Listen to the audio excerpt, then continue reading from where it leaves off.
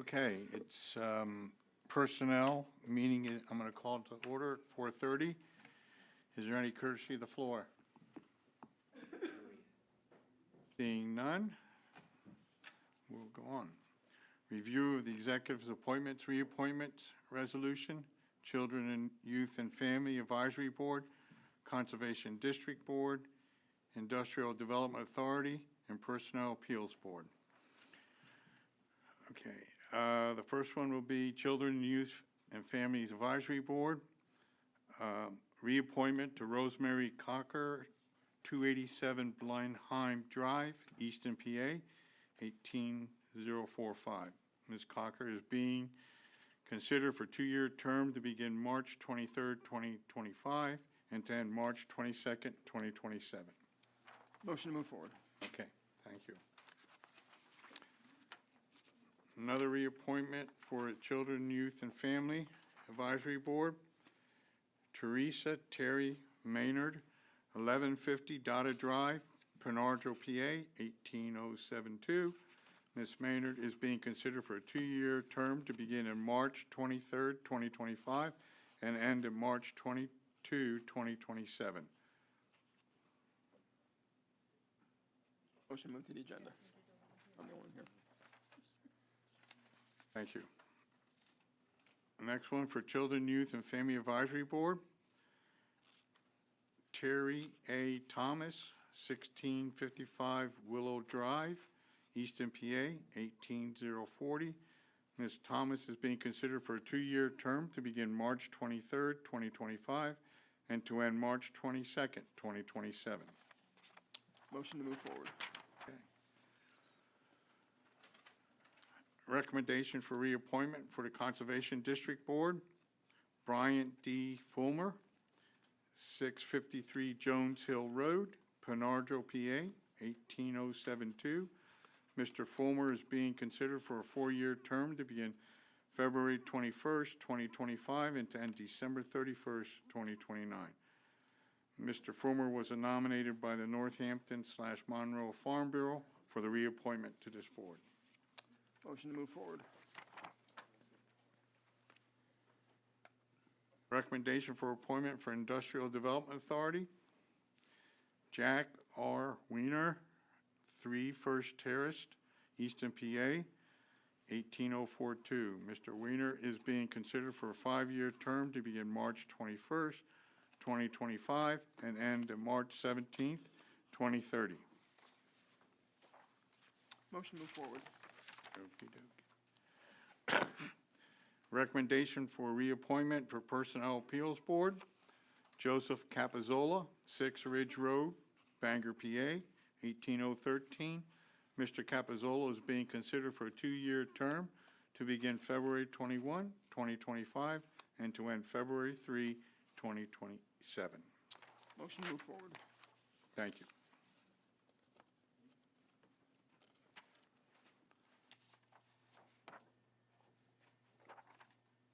Another recommendation for reappointment to Personnel Appeals Board, Scott Moser, 58 Craigie Street, Easton, PA, 18045.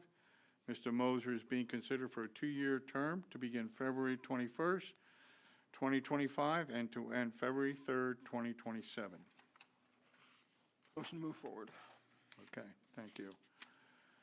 Recommendation for reappointment to Personnel Appeals Board, Kathleen Wedge, 1245 H Street, Catasauqua, PA, 18032. Ms. Wedge is being considered for a two-year term to begin February 21, 2025, and to end February 3rd, 2027. Motion to move forward. Okay. That is all the reappointments for the executive. Now we'll review the personnel request by the Chief Public Defender. Good afternoon, members of council. Thank you for hearing my request today to make the chief public defender a full-time position. It's part-time now, and I think actually it's always been part-time in Northampton County. So with your permission, I'd like to make some brief remarks and explain the reasons why I think this position should be full-time And then certainly if you have questions, I'm happy to answer them. I have served proudly as Chief Public Defender since 2018. And in my view, anyone who holds this position has an enormous responsibility to ensure that the services that our clients receive come from competent, compassionate attorneys who are passionate about what they do. And we actually have that in the office now. We've been developing that over the last few years. But the Public Defender's Office has changed tremendously since I started in 1998. I shared earlier that I started as a full-time assistant public defender in Northampton County, my first job as a lawyer. And it's changed tremendously, primarily, I think, because the criminal justice system has changed. Today, my office handles anywhere from 1,200 to 1,600 adult criminal cases, just adult criminal cases. That does not include, for example, juvenile cases. We have approximately 400 to 500 juvenile cases each year. It does not include bail hearings, which occur every week of the year, Monday, Wednesday, and Friday. It does not include appellate work. It does not include violation hearings. So if someone is on parole or probation and there's an alleged violation, we have to prepare for those and we have to handle those as effectively as we can. It also does not include alleged violations of protection from abuse orders. We call those contempts. And we're having an increasing number of those kinds of hearings, and those are really like mini trials, right? The standard is beyond a reasonable doubt, so it takes a lot of preparation to ensure that we have effective representation for our clients. Not only do we have many more criminal cases than we even had 5 years ago, but I am happy to say that we have a number of diversionary programs that we have not historically had in Northampton County. Most recently, we have implemented, and by we, I mean the court system, has implemented Veterans Court about 1.5 years, 2 years ago, and that's really taken off, and it looks like it's going to prove to be a very useful diversionary program. We also have Drug Recovery Court that helps people with addiction problems, and they have a very good success rate. And maybe most importantly, we have Mental Health Court. That's probably our oldest diversionary program, because we do have a growing population of people who have mental health issues, diverse mental health issues, frankly, even more than we had even 5 years ago. So these diversionary programs require input and advocacy from the public defender. And so what I've done, one of the things I've done, even in my part-time capacity, is I've assigned, for example, Attorney Wilkins is the point person for Recovery Court. So she's invested in that program. She knows all of the people that are involved, all of the services that are involved. And I thought it was critical that we have someone like Attorney Wilkins who is designated just to that program, because before I came on board, that wasn't happening. I've done the same with Recovery Court. I've done the same with Veterans Court. One of the things I wanted to point out, and I don't know how many of you know this, but I had to do some research. So we are a third-class county. We have 11 third-class counties in Pennsylvania. We, Northampton County, is the only third-class county that does not have a full-time chief. In fact, all fourth-class counties, all fifth-class counties, all first and second-class counties all have full-time chief public defenders. And I think that that's because there is a recognition that this job is a full-time job. Since I've been on board, I feel more and more like I'm committing almost all of my time to doing the good work that our office does and to keep it running efficiently. I suspect that, well, I know for a fact, let me say that Juniata County, for example, is a seventh-class county. I think they have a population of 20,000. They have a full-time chief public defender. This is a full-time job. I also want to say that I fully understand when I'm making this pitch to you that this position continues to be an appointed position. I understand that. I do hope, though, that future county executives will realize that this office, like most offices, needs strong leadership, because strong leadership delivers continuity of service and excellent service, and that always has to be the paramount focus. When I say full-time, I want to be specific. I mean a full-time focus on running an efficient and powerful office with committed, experienced attorneys who deliver a comprehensive solution to the individual client. Long gone are the days where it was a one-size-fits-all. Back in the day, we only had one diversionary program, for example. We need, people to be focused on how are we going to solve the problem for that individual client. Oftentimes, drug addiction and mental health go hand in hand, so it's a lot of work and a lot of focus to get the right result. When I say full-time, I mean full-time attention to the daily issues of staffing, calendar coordination, communication with judges, communication with court personnel, maybe most importantly, communication with treatment professionals, if we're going to maintain the high standards that we've achieved to date.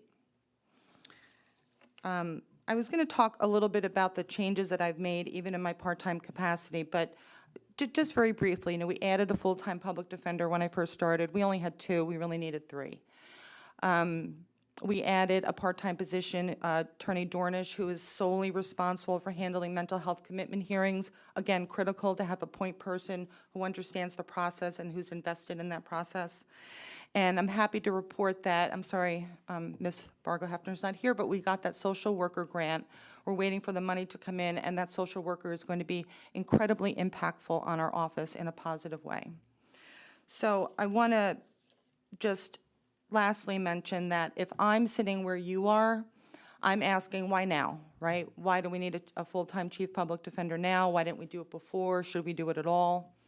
And I think the answer is simple. Not long after I accepted this appointment, I began to have discussions with our county executive. I said, we got to do this full-time. He said, do you want to do it full-time? Like, I don't know, but it's got to be full-time. And the more I looked at it, and the more I thought about, how this is going to impact me personally, how it's going to make the office better, I frankly decided that it's time to put my money where my mouth is and stop talking about it and say that this is needed in Northampton County. And so that's why we're doing it now. It's the right thing to do. So, Thank you. Is there any questions for the, Maria? anyone? Okay. Hello, I have a question. Okay. Go ahead, Ron. Oh, yeah, hi. Hi, Ron. How many staff do you have right now? I'm just curious. So we have a total of 18 lawyers. We have 3 full-time public defenders, 15 part-time public defenders, and of course, we have the 3 support staff. Okay. So I would be the And 4th the other- full-time public defender. All right. And the only other question I have is, you mentioned the other third-class counties have full-time. Are they elected or appointed positions in those counties? No, they're appointed. So They're for, all appointed? yeah, All so right, thank you. for I example, appreciate it. Lehigh County, Kim McCool is appointed, and she has been there many, many years through, changes in county government and county executive. But yeah, I think they've all mostly held those positions for long periods of time, but they're all appointed. Okay, thank you.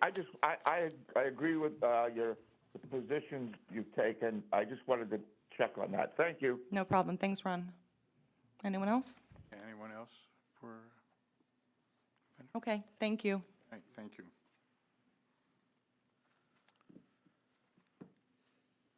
Is there, move it forward for tomorrow night? Okay, Motion move forward. I will. all right, thanks, Ron.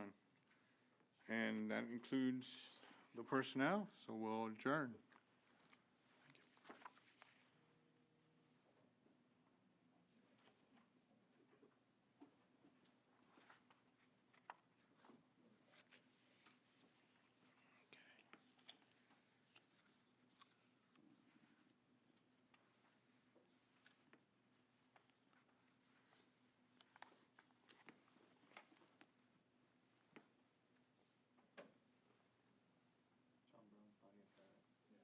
Yep. Who else is on it?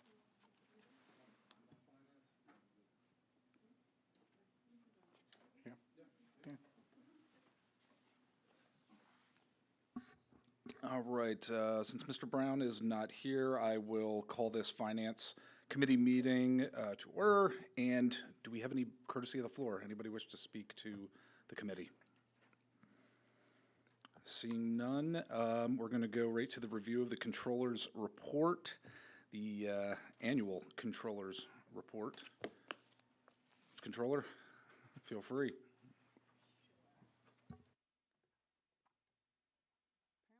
You have some new technology here, and I have this fancy clicker. I don't know exactly which, just up there, okay.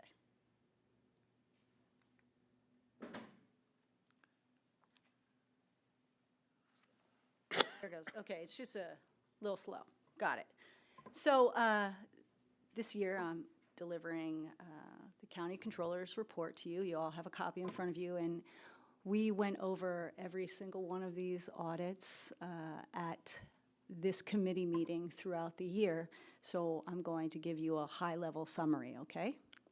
Because I know that your time is valuable. So our mission, it's the Controller's Office audits county departments and entities receiving county funds to enhance efficiency, ensure compliance with laws and regulations, and to protect county assets. These are the members of my staff. Obviously, Steve Gazuzian is my solicitor. Mark Arendt is my deputy controller. Stacy Duke is our senior lead auditor.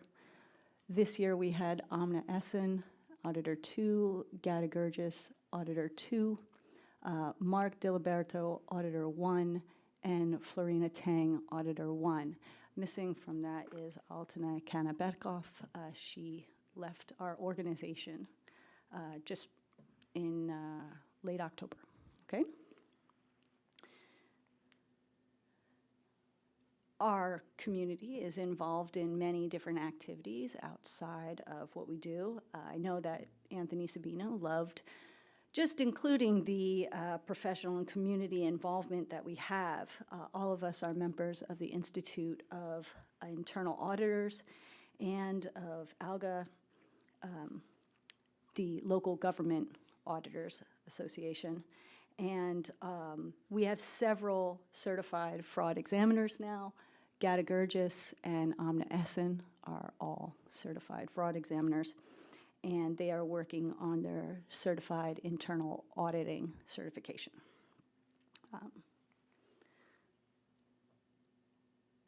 We have a lot of professional and community involvement as well, and we're involved in,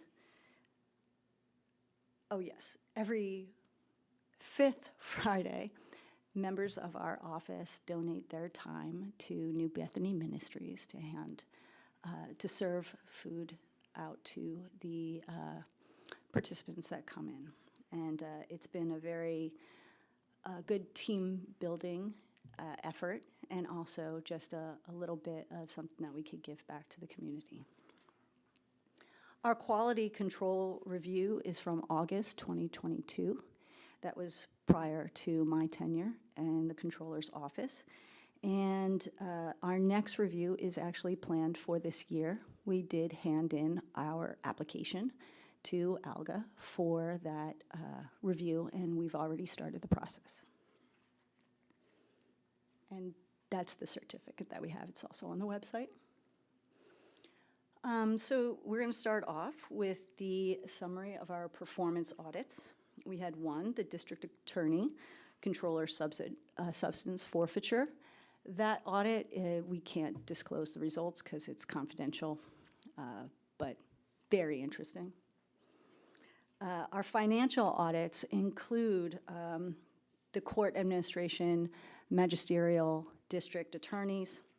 These were performed by all of our auditors, including Mark Diliberto, Amna Essen, Gada Gurgis, and Altina Kanabekov. The reports issued from December 31st, 2020 to the following December 31st, 2021 included Roy Manwaring II, an Esquire. He's 3-11, and then Robert A. Hawk from 3301. The next set of audited reports from December 31st, 2021 to December 31st, 2022 include Alicia R. Zito, Esquire, Sandra L. McClure, Esquire, Alan R. Midge, Esquire, Jordan Nisley, and Vivian Zumas. We have all of our court administration, or our magisterial district judges on a 2-year rotation. So next year, we will probably be doing the other half of this list.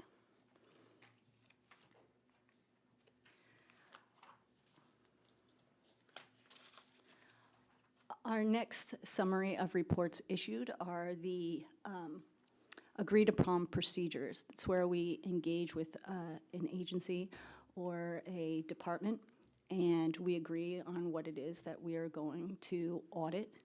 And we have several findings. So the computer-based analysis of vendors and checks was completed this year by Omni Essen.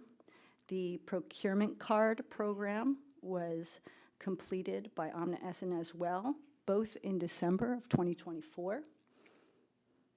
The internal controls, Division of Mental Health and Developmental Programs, was issued January 26, 2024. That was completed by Gata Gurgis.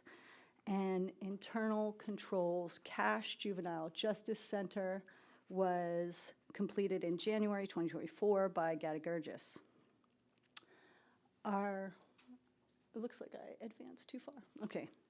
And now we go on to the Community and Economic Development Hotel room rental tax. The reports issued for December 31st, 2021 to December 31st, 2022 were the Red Roof Inn and the Sayre Mansion. The reports issued for December 31st, 2022 to December 31st, 2023 were Candlewood Suites, Bethlehem South Hotel, Comfort Suites University, Grand Estonian, Holiday Inn Cherry Hill, Holiday Inn Express LVIA, Home 2 Suites True by Hilton, Easton, Town Place Suites in Easton, Wind Creek Bethlehem, Wood Spring Suites in Bethlehem, and then finally Woodstone Country Club Lodge. Those reports you can see at the end there. Now I'm going to look. It's really hard to see that number, but the total number of, or the total dollars worth of tax collected this year was around $24,000. Okay? The summary of our other work. We had one follow-up to the jail community commissary, and that was done by Omni Essen. That's an audit that was done in the previous year, and then we have several follow-ups, so she followed up twice this year. The summary of other work that the office does is the E911 State Combined Report that was completed by Mark Arend, the DCED report, which was also completed by Mark Arend, the Statement of Indebtedness was completed by Gata Gurgis, the Medical and Dental Eligibility Review was completed by Omni Essen, the single audit was completed by Stacy Duke, and the post-audit support was provided by Omni Essen. We had consulting services the entire staff participated in, and then also procurement, which means we go over to the procurement office and we watch them open up the bids and record that they were opened. Other routine services and additional assignments that we had, you can see the summary of other work that we have there in 2024. The Controller's Office assisted Mayor Dussel with the 2023 year-end financial audit that was published in May of 2024, and the single audit, which was published in June of 2024. I served as a board member on the Institute of Internal Auditors, and as we speak, I am working on planning a student night at DeSales University, where the IIA awards outstanding students for their work in accounting. Staff also updated the office webpage, scanned audit reports for retention, and volunteered, again, at New Bethany Ministries. Additionally, the office coordinated with Lehigh County to put on and organize a joint seminar. That was pretty successful. It was 2 days. Included regional participation from all over the state, and we had a number of high-level speakers. Additionally, the office coordinated with Lehigh County. Yes, and our office files were disposed of according to the county's records manual. We have several works in progress, including, and these are works that have been assigned to various auditors. Orphans and Will Agency Fund, the Greystale Agency Fund, the Tax Claim Custodial Fund, the Offender Supervision Fee, hotel room rental tax for the Courtyard at Marriott, the View Inn Suites, as well as non-site visits. We will go through the list of hotels again, probably this year as well. Hotel tax grant for the Turn and Grind, the cultural centers, and the hotel tax grant for Bethel Museums and Sites. Internal controls, cash collections for revenue, courts administration, public works, human resources, and fiscal affairs. Also on our works in progress is the Domestic Relations Agency Fund, the Jail Community Corrections, Jail Commissary and Inmate Telephone, and the Magisterial District Judges, including Kapora, Hawk, Capobianco, Schlegel, Engelson, Yetter, and Hutnick. We had several things to highlight in addition to our works in progress. As you may know, we have been working to automate our systems, and we have interviewed several automated system products, including IdeaGen, Workiva, Audit Board, just to streamline the process and create more efficiency, and also just to add another level of organization that will make our staff a little bit more focused and organized.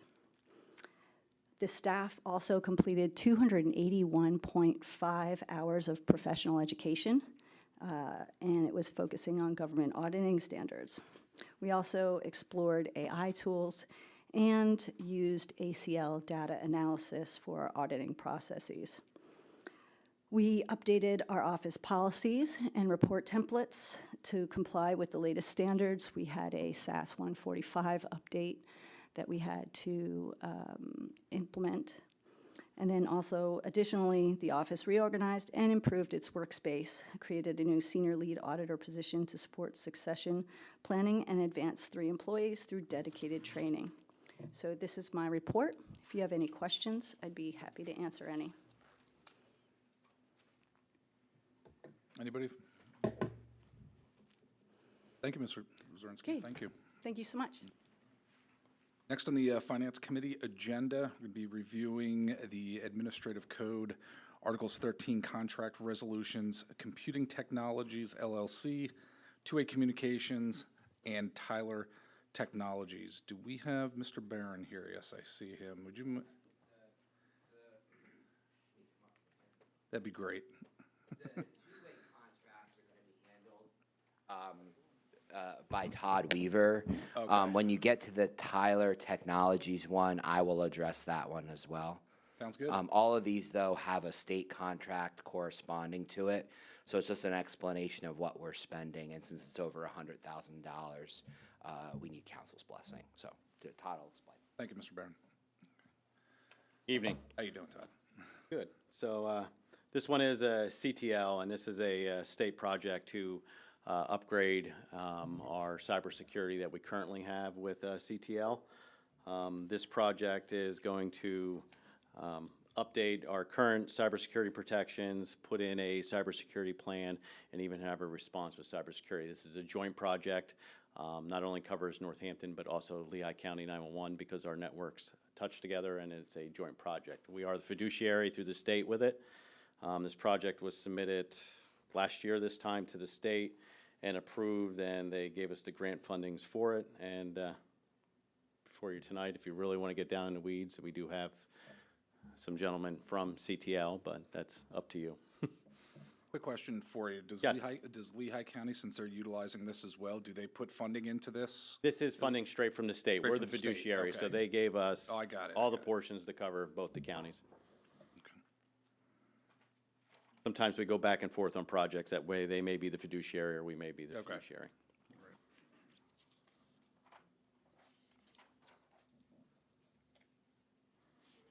Questions?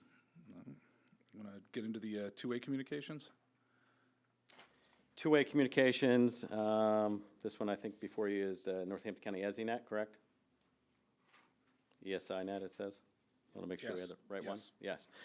So what this is this is our network that runs between us and Lehigh County, and our internal network that Two-way maintains. It's connected to various of our radio consoles, to our phone equipment, to radio infrastructure. It kind of is the backbone of the network. It's basically the item that CTL guys are protecting. And this is a yearly thing that we put up. And this portion of the ESInet is our portion. This is where Lehigh does their own, and we do our own on this one. And again, these funds are from the state 15% 911 funds that we apply for every year as far as maintenance and keeping that network up and running. So this is basically them taking care of our routers and our connectivity. Any questions concerning this particular resolution? No. All right. Thank you. Yep. Thank you, appreciate it. Mr. Barron, do you want to just get into the Tyler Technologies really quick with us? Just a quick briefing on that. Certainly, Tyler Technologies provides all our assessment and revenue items. So basically what ends up happening is property comes on the record, you get an occupancy permit, you get it assessed. That assessed value goes into the computer. The value is calculated out based on our assessment. That generates a tax bill that then gets paid in revenue and so on and so forth. We have a maintenance contract for that. Turns out we should have been on a state contract. Purchasing has done an excellent job this year of actually looking to see where we can get savings on our contracts. So the great part about this is the county also, thankfully, last year did a flyover of the county. So we have new satellite imagery down to, I think, a very, very small amount, which is a great thing to have with the new warehouses and things like that coming online. So what we ended up doing was we found savings in the state contract, and they actually Tyler, through this contract, has a company that will actually take our flyover and draw the buildings and the outlines of the buildings for us. So it's really like the newest and the best technology. So it actually enhances our flyover and helps with the whole process of capturing properties and structures that are built in Northampton County. And now that it's on a Sourcewell contract, we don't have to bid it every year. And council can rest assured it's a bid every year. There's a competitive negotiated process, and then we just bring that to you for approval. Okay. Any questions concerning this resolution? No. All right, thank you. Now the review of the commercial use agreement contract with Twin Rivers Tubing LLC.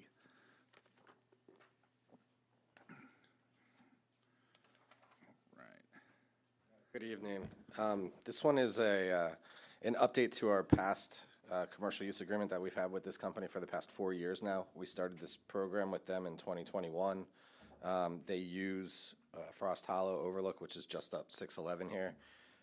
Within the time that we've been able to provide that opportunity for them to do their launch, they've now successfully, over the past few years, have a hard building in downtown Easton. They're bringing in employers or employment, and a lot of their customers are staying in Easton to go to the shops, eateries, and things like that afterwards. So as we kind of build out our outdoor recreation economy here in the county and throughout the state, this is a great example of partnership that we have as a riverfront property that's very underutilized. We have that company come in, keeps it extremely clean, and there's always eyes on it for us. So I would definitely recommend that we further this one. Really quick question. The compensation, it's a rate of $250 per week. Is this in line with what previous contracts were? Yeah, this is exactly in line with what we've been doing. Exactly? Okay, Yep. all right. And, you know, what they compensate dollar-wise, they go above and beyond for security, cleaning up the site, maintaining it, always in constant contact with me if there's a car that's been left there for days, or if people are coming at night, campfires, any of those types of things. So it's been very extremely helpful. Okay, great. Any questions from the committee? Anybody? No? I have a question. Yes, Mr. Heckman. Yeah, thanks, Mr. Chairman. I read the user agreement. I just want to be clear. like in the past, anything that happens, the county has no exposure when it comes to a problem or if an issue it comes up regarding somebody getting hurt or something along those lines. They accept full responsibility. Yeah, I believe it, and they always provide their certificate of liability insurance as well.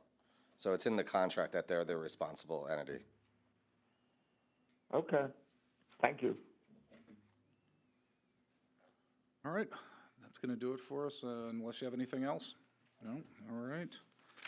We'll adjourn the Finance Committee. Thanks, everybody.